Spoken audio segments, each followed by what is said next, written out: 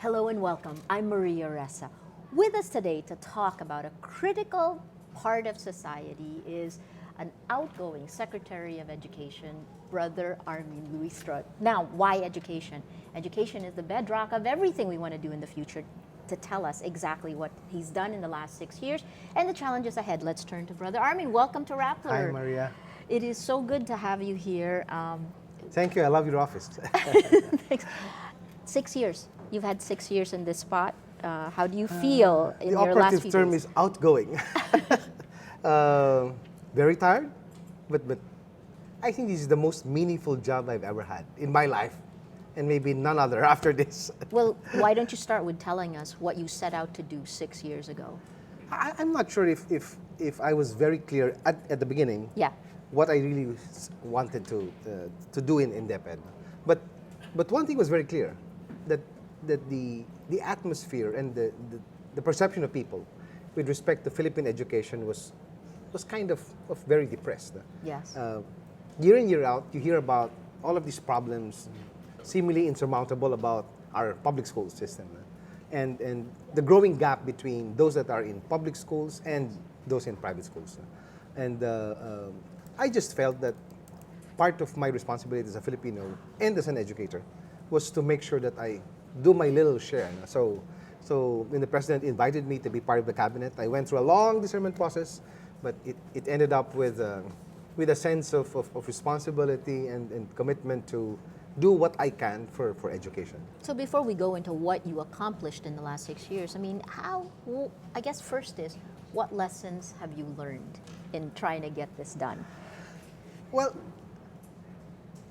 you never get a consensus on Yes. something that's as major as reforming an educational system.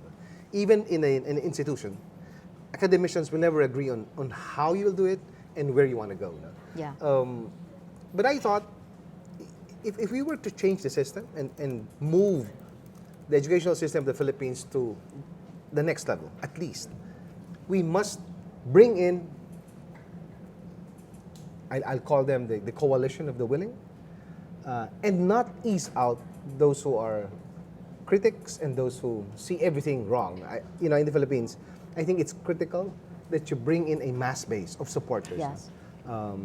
We will not all agree on how to go about it, but it is important that we treat everyone as part of that change. And even our worst critics, I think my task is to listen to them as patiently as I can, and learn to incorporate things that they, at the end of the day, may be eventually good to improve that whole model that we have. So aside from elevating the quality of education in the public school systems, I guess, what did you set out to do? One thing was very clear to me. We could not craft a roadmap unless I had a clear sense of what was happening in the field. Right. It's not as though we were writing a book that will tell us this is the way to go. Right. More than understanding the 46,000 schools, a whole variety of experiences, as well as environments where these schools survive. One of the first tasks that I set myself to do, and which I encouraged my executive team to also do, was to visit schools, as many of them unannounced, over this past 6 years. I'd say that was the most meaningful part of my work. Aside from seeing the best sceneries in the Philippines, I was able to meet wonderful people, ordinary citizens, great teachers who have given their lives, decades of it, for education. And I think that gave me a real sense, a handle on where we are, and if we want to change the system, what exactly can we do and prioritize that will actually affect and have an impact on the lives of teachers and students in the field. So what did you accomplish? I think we were able to bring in the actual perspective of schools that are not just in the center of the cities, or we call them the central elementary schools or national high schools, Yes. but the actual needs of education even in the farthest islands or barangays. We looked at the difference between a multigrade school, a monograde school, and high school. No?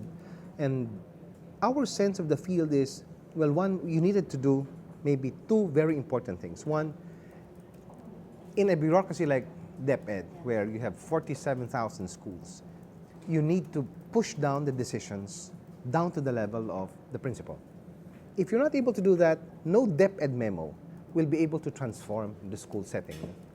But secondly, you can't do that without providing them with the means to change the realities on the ground. You have to give them the budget.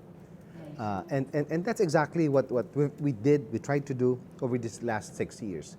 We tried to look at the big picture, but at the same time we said the way to do this is to make sure that every principal participates and owns the reform, whether that's moving into a mother tongue-based multilingual education, the senior high school. At the end of the day, it's the principal on one particular barangay or sitio who will have to make that decision. How do you make sure that all of these principals speak the same language and are on the same page? Mm-hmm. Well, that's where your consensus building and community building will have to be done. But at the end of the day, it can't be someone like me in the central office making those decisions. It can't be top-down. It cannot be top-down. So really the principals are the ones who execute it on the ground. And so it's an empowering, and that's really a very important pedagogical move. I mean, every teacher cannot allow the student to depend on me. I'll have to ensure that my learner does that himself. Herself. So when I spoke with President Aquino, one of the stats he always throws out was how many schools you built given the budget that I have memorized the number: 185,149 classrooms for the duration of 6 years. Right. That's what is budgeted and programmed, and then we will build not less than 185,149. Not all of that will be built by December of this year. Yes. Some of them will be a spillover for the next administration. Then maybe they'll do a lot of ribbon cuttings after that. And this is despite the fact that the actual average of what's been created, what was budgeted would be for like a third of that number, right? Oh, no. Less still. If you put all the past 3 administrations, I don't think that will even compare with what the last 6 years has been. And that's only in terms of classrooms. So you're talking both the numbers that can be monitored as well as a philosophical change in perspective?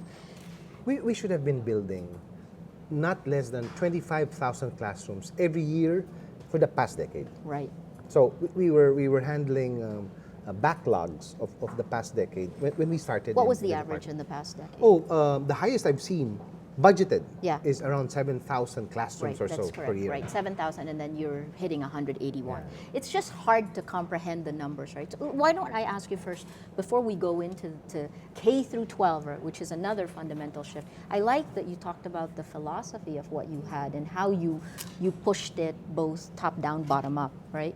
But in terms of the importance of education, and there are these macro numbers people throw around, a percentage of the budget or a percentage of GDP. In terms of education, give me how people would measure it, whether we're spending enough on it, and I guess why is it so important? Well, when we started, just to put it in perspective, I think the department's budget translated to around 7,700 per student per year. Okay. At the end of the Aquino's term, I think we were going to close to 20,000, 19,000 something per student per year. So just from the point of view of, yes, we increased our enrollment and we added kinder and then now senior high school, but the budget increased in such a way that on a per student basis, we People also felt increased more than twice what we were giving them. Did the students feel it? Well, I'll have to still find a school, visit a school, where no new building has ever been built in these past 6 years. I still have to find a school where no additional teacher has been hired over the past 6 years. We have hired more than 100,000 teachers over these past 6 years. Fantastic. There are questions. Thank you for your questions that are coming in. You can go on Twitter, use the hashtag Rappler Talk, as well as on Facebook. I'll just throw you a related question from @Lenny_Vander. Thanks, Lenny. Sa tingin niyo, lahat ba ng estudyante sa Pinas ay makakapag-aral sa senior high? That is my hope and my prayer. Our current enrollment in senior high is now at an all-time high of 1.1 million. I think we'll be approaching 1.2 million in the next day or so. Our graduates of grade 10 or the former fourth year high school, only around half of them ever dreamt of going to college. In fact, around 46%. So nobody was tracking that.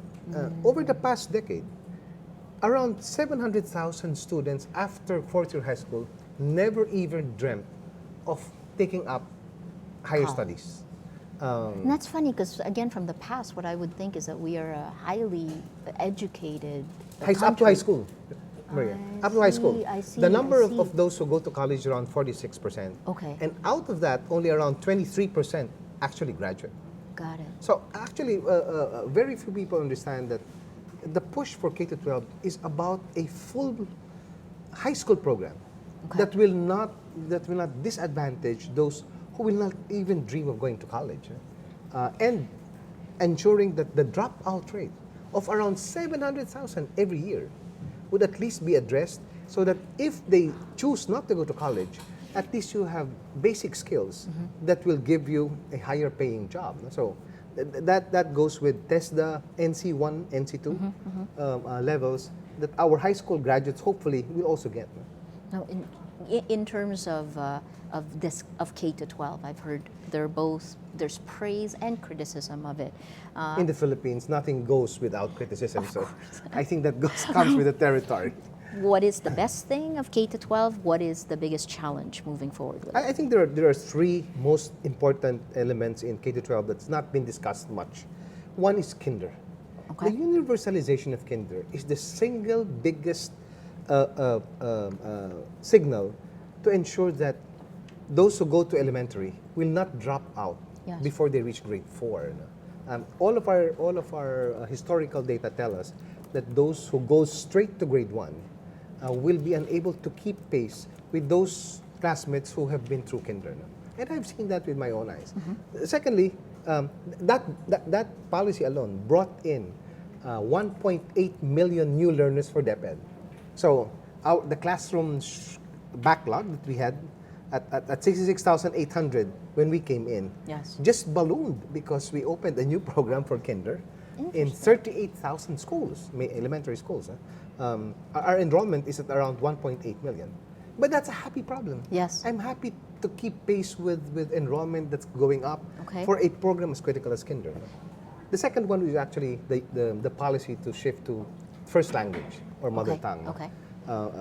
The most complicated, I'd say, on the first years, we started with 19 languages, Philippine languages, and we had to develop orthography sometimes, dictionaries, and learning materials for students in those 19 languages. We're expanding that to many other languages. But that's so critical because then the student comes into the school, formal setting, and understands the basic questions and does not have to adjust and code switch in his or her mind.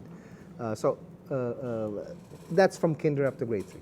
Some of the criticism, though, say in 1986 when the Philippines rolled out Filipino as the mother language, that it actually made us less competitive in a global market. Only because Filipino is not, while it's a national language, it's not spoken by 70% of your population. I see. You bring in someone from Cebu or Dumaguete, and you speak to him in Filipino, they've been speaking Visayan all their lives. A primary school student best learns under the first language where you're brought up with. And for Tagalog speaking, that's all right. Yes. So you see this, the first language, the mother tongue, as a way to bring comprehension. It's not an levels. opinion, Maria. It's backed by studies everywhere else in the world. And happily, we now have at least 3-4 years of experience, and we're beginning to assess the language efficiency, the impact of that on language and numeracy of our students. And we're seeing very, very good results. They are able to understand major concepts. Once they're able to grasp major concepts in their first language, it is so much easier to teach a second language. The second and the third. Yeah. How prepared were the schools? Again, some of the criticism is that DepEd rolled out the 11th, the 12th grades, right, without really preparing. My question is, do you really expect full preparation, perfect, for something like marriage? I mean, the biggest things in life, the Yes. biggest changes, you never really are able to prepare. Yeah. But every single one of those, from kinder, the use of the mother tongue, and now senior high school, we have prepared enough so that every school year, while not everything can be anticipated, Yes. I don't think we have had this doomsday scenarios of chaos in the streets, hundreds of thousands of teachers who will lose their jobs, Yes. and students coming to school and not learning anything. Were there problems? Of course. Did we have to adjust? Every single day. No? But all these 6 years, have we ever seen chaos in the streets and in the first day of school year? Those who have been monitoring how classes have opened Yep. over these past 6 years would have objectively seen that schools have been more organized, students know exactly where to go, and if there were problems, we have interventions that could easily resolve them within the month. And how would you gauge the quality of our education? How has it improved? How do we compare to the rest of the world? The difficulty is, from my perspective, I'd Yeah. say it is improved. Yeah. But I need to be able to show evidence. Right. That evidence, Maria, sadly, in an educational reform, will only be seen after 3, 4, 5 years. Got it. The only basis for me to say that it has actually changed and has made an impact would be the early results of our primary tests for elementary, where we're tracking the literacy and numeracy, especially for those when we shifted to the mother tongue. But secondly, I think there are some quantifiable ways of looking at change. Simple things like, when I started with the department, I take a car, I look at all the schools that I pass through Yes. along the national highway or on the Yes. side streets. My heart sank because every single one of their roofs were rusty. And there was vandalism all over. Today, I'm so happy to take a car, drive around the cities, and proudly look at schools with roofs that are painted, Brigada Escuela style, things cleaner. I think there are also ways of looking at changes even if you don't have to wait for 10, 15 years. I go back to the quality of and the caliber of Filipinos that go through our school systems. How do we compare to the rest of the world? I don't have data on that. Okay. But the department will be participating in international assessment tests this is- okay. by a year and 2 from now. I think that will give us solid data on this. No? But this I can say, you can go around ASEAN, at least our closest Yes. neighbors, and see that the most exciting things and innovations in education are happening here in the Philippines. I don't know of any other country in the world or around where a major reform like K-12 has been done You rolled out a in lot. a short period of time. Exactly. Yeah. I do not know of any other country, even in ASEAN, that has pushed for a mother tongue-based education. That is still a major issue. Even if the United Nations and UNICEF has pushed for that, Yes. based on many other studies, the Philippines is doing great on this. No? Yes. Our rollout of senior high school, those who do not know about the programs can come up with all kinds of criticism. But if you look at what kinds of programs our students are going through now in grade 11, Yes. you'll be very excited about what these programs are. We can be proud of it. That's great. That's great. What about, well, actually, let me throw a question that also came in. This one now is about the graduates. It's from @Volt Garcia. Thanks for your question. How did you address the unequal treatment of graduates from different institutions, which results to discrimination in jobs? This is, Well, that's correct, I'll actually. take a step back and say, before this, just the premier university in the Philippines, UP. Yes. How many of the graduates there of high school actually go into UP in terms of ratio of those from the private schools and those from the public schools? I cannot accept the fact that majority over the past years from are really private from the schools. private schools. Yeah. Yeah. Hindi pwedeng ang taga-public school bobo. If you look at the programs, those in the graduate, who are graduates of the private schools had an additional 2, if not 3 years of additional education. Okay. Kinder 1, Kinder 2, they have grade 7, etc. So they passed this entrance tests with flying colors. In 2 years' time, I can bet that the graduates of our senior high schools will be at par with and should be overtaking the graduates of our private schools when they go to a premier university at UP. Well, if you extend that a little further, that's also where you'll see the jobs available for them. Because at this time, the graduates of the top-ranked universities are the ones that are easily taken in by industry. Yes, yes. But even if that were the case 5 years from now, I'm hoping that majority of those graduates will be coming from our public schools. Fantastic. Teachers, what about the teachers? So we've been talking about the students. I mean, some of the criticism in the past has been that part of the problem has been in the quality of our teachers. Well, you ask every other country in the world, That's always the problem, yes. The heart of education Yes. is about teachers. I mean, a classmate of mine actually started Teach for America, coming out of... Exactly. So I guess, how do you deal with the quality of the teachers? How do you continue teacher education? What's in been two the ways. response? In this administration, we hired 172,000 new teachers over the past 6 years. Okay, at no other time will we be hiring as many. These are new graduates, and hopefully our educational system, our education colleges would have had prepared them for modern education. Right. But secondly, but that does not deal with the teachers who are already in our There, plantilla. correct. Around 500,000. Okay. We have a total now of around 700,000 teachers in the plantilla.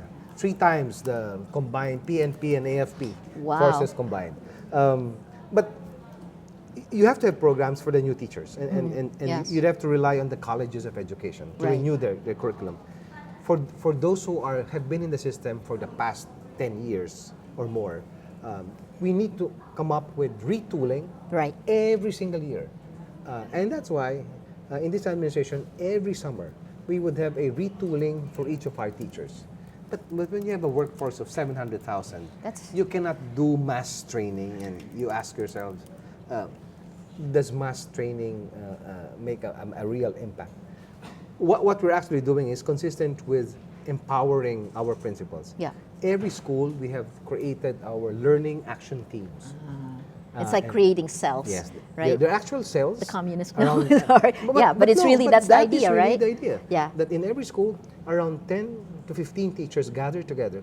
They look at what are the problems, what are the challenges, and they look for the solutions themselves. Good. Don't Empowering wait for them. the region or the national office to come up with the solution. I think it's really coming up with a system whereby they can address their problems and look for ways to address it from within the strengths that they have. And how did you do this? Because we realized that reforms cannot Be be top-down. top-down. So We that's the realized critical that- insight, Yeah, right? we said we'll do all of this K to 12. Yeah. That's nice, easy. But at the end of the day, how do you ensure that these really are embedded in the very institution of a huge bureaucracy, the biggest like DepEd? And we said the only way to do that is if the teachers themselves in every school Take responsibility. learned about the Yeah. problem, took responsibility, and looked for the solution. But then it's like rolling. Then you'd have to from central roll out new developments as they come along, and then they take And it that's out. where technology comes in. And that was where my next technology question. So comes my in. next question really is, what's the role of technology in this? As we rolled out K to 12, Yeah. it was a wonderful time because we actually created a portal where all of our the whole curriculum, including resources, are embedded in a DepEd portal, which teachers can access. No? If I had more time in the department, I would have wanted a loop where aside from accessing the resources, they can also use it in the classroom and then via crowdsourcing, submit their own versions of it, localized and enhanced. Great. We realize that we can do all this mass training, but not everyone can be there at the same time. Correct. And you can have various speakers, but things change. Yes, yes. So now with the use of technology, we're actually doing a lot of recording of a speaker and classes that they can run on their own. Right, right. The only problem now, Maria, is connectivity. So that's the next. Yeah. How do you, when they But that ask me, connectivity can really grow. I mean, even in education. Okay, I won't get started on connectivity. but it's right? so Yeah. frustrating Yeah. when you actually have the means to do it, but the technology does not enhance, it's Allow not you. capacitated. So we have a few other questions here. I guess, so these insights that you had that you decided to put through, you've actually simplified them for us. As an educator, as a man. As a classroom teacher, All that's right. my perspective all the time. I guess, what do you take away from this as a person, as an educator? The best gift that I bring with me are all of these wonderful people I've met. A teacher in a far-flung school. I had to take, I think I had to cross a hanging bridge. And all of a sudden I see this teacher, very young, married, with this reading corners. And he had puppets and in the houses of their partner parents. There were all of these books, story books for kids. And kids were actually reading. I said, this teacher with very little support from the department was able to push for a program that actually permeates the whole barangay. I've met a teacher in the Yolanda area where her house was really washed down. Yeah. She was in school on the day after the storm passed. And she was counting and taking care of every single kid in her roster. I said, I would never have met heroes, living heroes, until I went and visited these schools. I don't care what changes happen in the department. At this stage, as an outgoing secretary, I look at then how has that changed me? Yeah. And teachers touch every one of us. You know, when I first came back to the Philippines, the first person I looked for outside my family was my teacher, who I remembered. Right? So, what is left undone?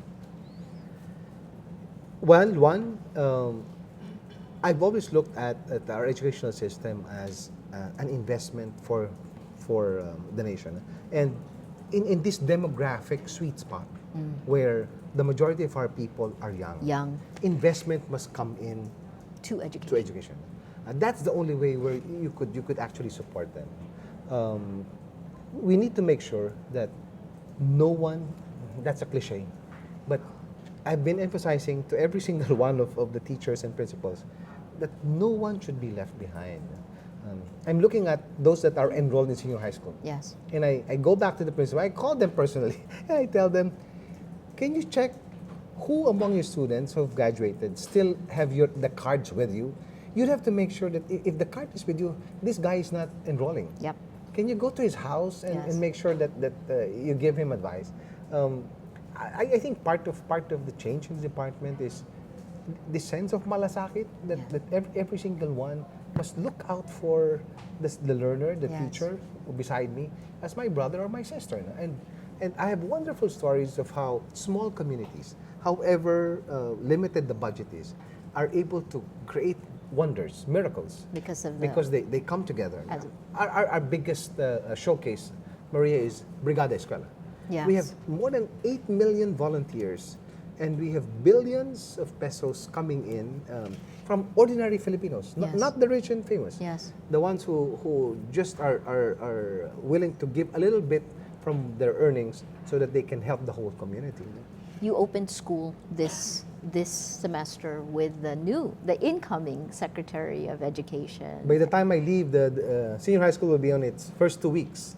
Yes. Gestation period. So you've had as you actually, I don't know if you want to say, you didn't have much of a turnover. So I'll say when you came in, you didn't have much of a turnover. And Not much, 30 minutes. 30-minute That's all it turnover. took. And you've had a relatively extensive turnover with Leonor Briones, right? We've started we were on our third meeting. I think we have discussed everything all the way to the actual turnover ceremony.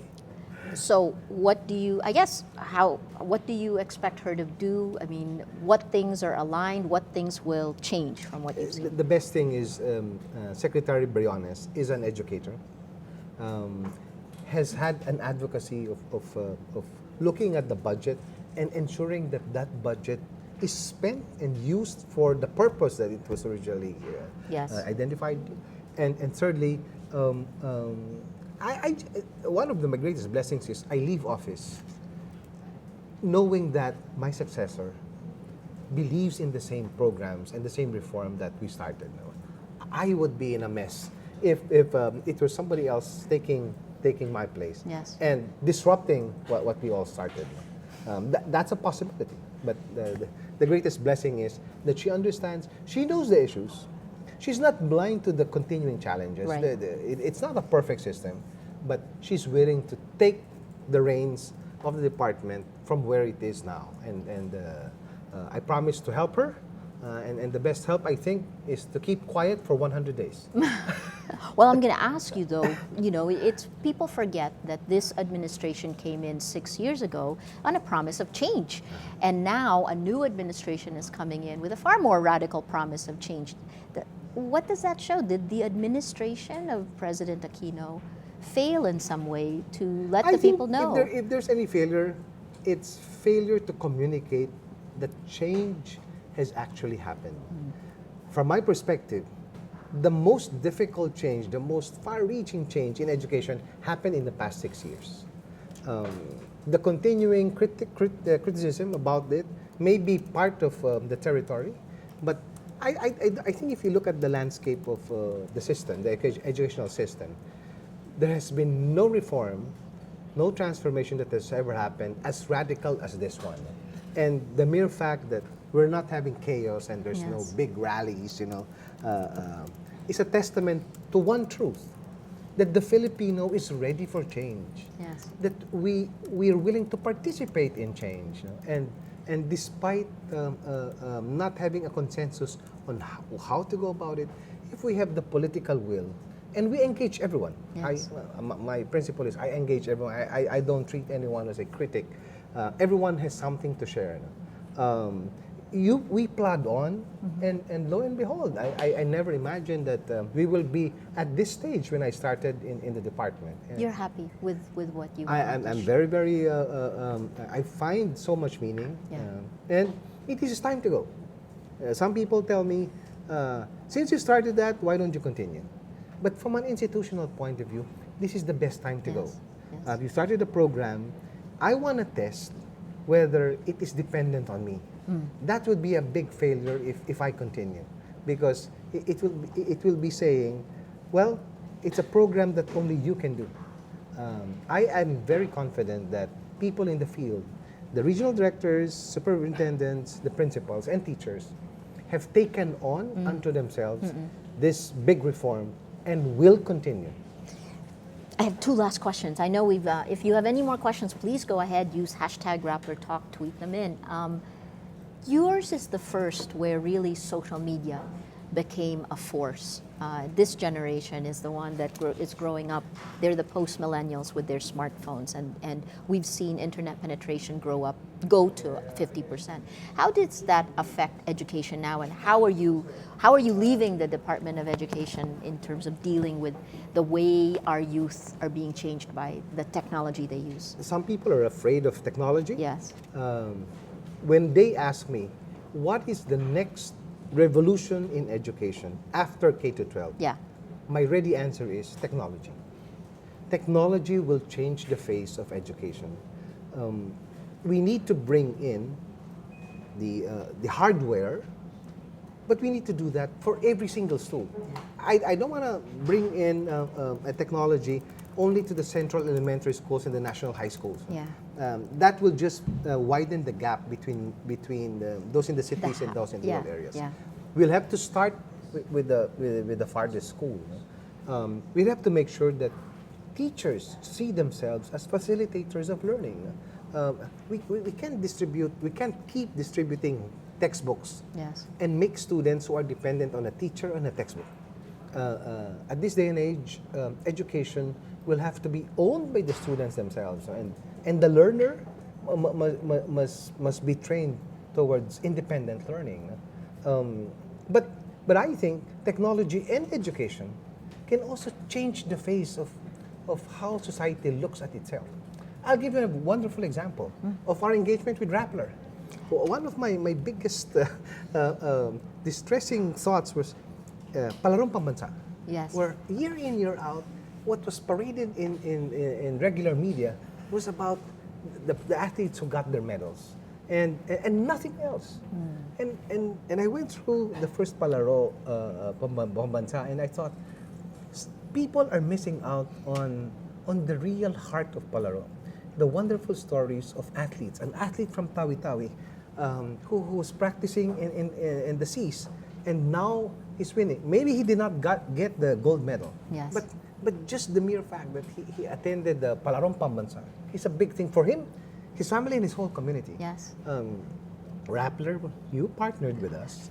And Full disclosure, we did this at the very beginning. You started to talk about the lives of all of these unknown athletes and heroes. The triumph of victory, the agony of the the feat. agony That of wasn't the- our. But it's that. It was. That's what we thought was missing. Weren't you happy that 2 years down the line, I was reading the national dailies, and I see that also changed the face of how they treated the palarong pambansa. Yes.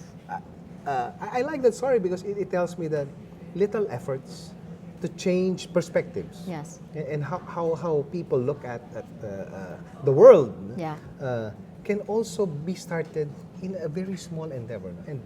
And social media partners and education can do so much more. Rather than keep complaining about what's out there and all these problems, we can also change the face of the world. Absolutely. Absolutely. Your last thoughts as you go My out. last thoughts, I'm ready to go. You look so happy. 10 days ago. Any other last No, thoughts? it's What do just you that wanna say? what I bring with me is this wonderful feeling that kaya naman pala ng Pinoy. Everyone was telling me, punta ka dyan, DepEd. Wala naman yan eh. Taon-taon pare-parehong problema. Why are you crazy enough to take the Yeah, job, I right? I'm mean, sure that's what. Every year in, year out, it was all about that. But I come here at the end of my term, I look back and tell myself, if you bring people together and give them a sense of hope, and this sense too that every single one of you can contribute for us to reach that goal.